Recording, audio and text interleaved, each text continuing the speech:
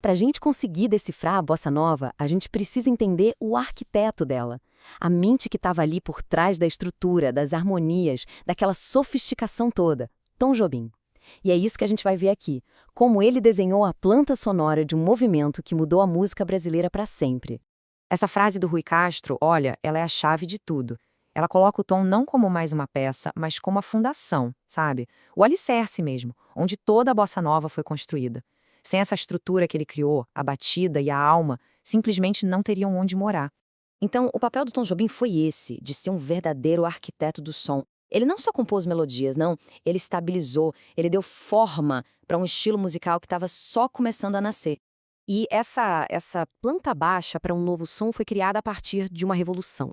Uma revolução na harmonia da música brasileira daquela época. O contraste aqui é gritante, né? Antes do Jobim, a música popular era, no geral, bem mais dramática, com arranjos pesados, carregados. O Tom, trabalhando como arranjador nas gravadoras, começou um processo de limpeza, sabe? Ele foi simplificando, modernizando aquelas estruturas. Basicamente, ele abriu espaço para a leveza que viria a ser a cara da bossa nova. E essa modernidade toda não veio do nada, claro.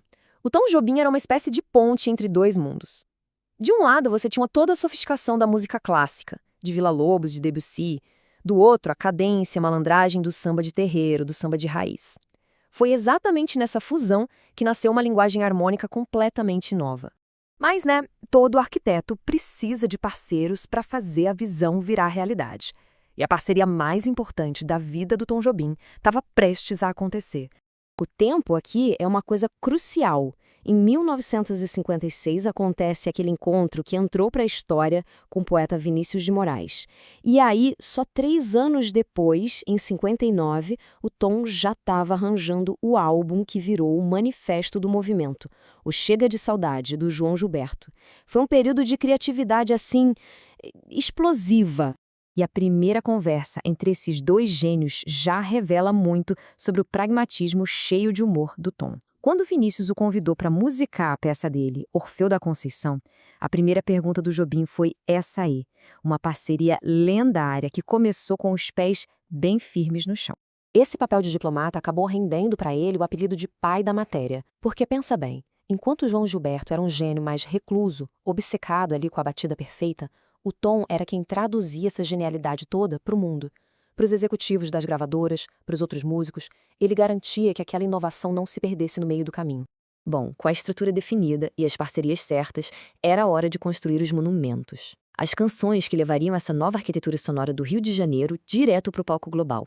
Chega de Saudade foi o marco zero. Foi aqui que a estrutura do Tom, a alma do Vinícius e a batida do João Gilberto se juntaram pela primeira vez de um jeito definitivo. Foi a pedra fundamental do movimento. A partir dali, nada mais seria como antes. Logo depois veio Desafinado, uma resposta simplesmente brilhante e irônica do Tom e do Newton Mendonça para os críticos, que diziam que os cantores de bossa nova eram, bom, desafinados. Eles pegaram a crítica e transformaram em arte, mostrando toda a complexidade harmônica que existia por trás daquele jeito de cantar mais baixo, mais contido.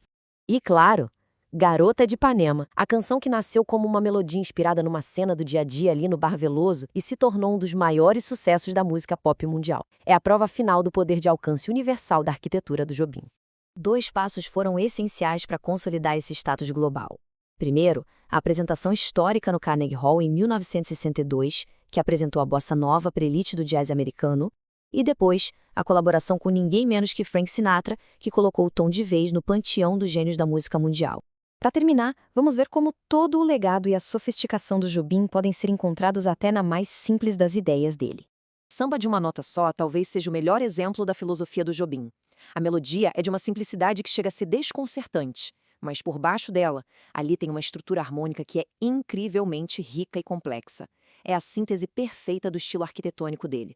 Anos mais tarde, Águas de Março viria para mostrar o auge dessa jornada, uma obra-prima da fase mais madura dele, provando que sua genialidade só continuava a evoluir, sempre muito conectada com as raízes e com a natureza do Brasil. E isso tudo deixa a gente com uma pergunta para refletir, né? Como pode uma música construída em cima de tanta simplicidade carregar uma sofisticação tão profunda, tão duradoura? A obra do Tom Jobim, o nosso arquiteto da bossa nova, nos mostra que talvez as estruturas mais elegantes são justamente aquelas cuja complexidade se esconde por baixo de uma superfície de pura beleza e simplicidade.